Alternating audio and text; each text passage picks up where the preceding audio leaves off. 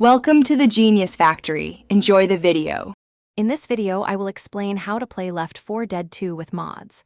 Modding can completely transform your gaming experience, adding new characters, weapons, maps, and even entire campaigns.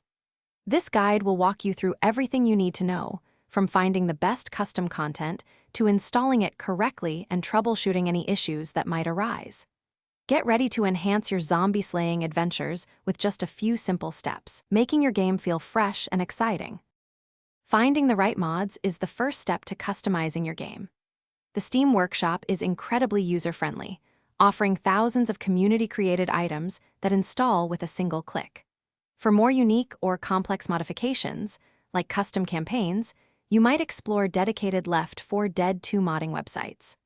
Always remember to check the mod's description and user reviews to ensure compatibility and quality before downloading anything, saving you potential headaches later on. Once you have found your desired mods, installation is usually straightforward. For Steam Workshop items, simply clicking subscribe handles everything automatically, integrating the content directly into your game. If you're downloading VPK files from other sites, you will typically place them into your Left 4 Dead 2 add-ons folder. Always ensure your game is completely closed before adding or removing any mod files to prevent corruption or unexpected errors during the process. After installation, managing your mods is easy through the in-game add-ons menu, allowing you to enable or disable them as needed.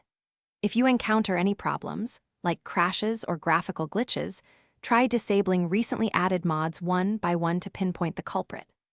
Additionally, verifying your game files through Steam can often resolve common issues by replacing any corrupted data, ensuring a smooth and enjoyable modded experience for many hours of gameplay. Thanks for watching. If you found this helpful, don't forget to like and subscribe.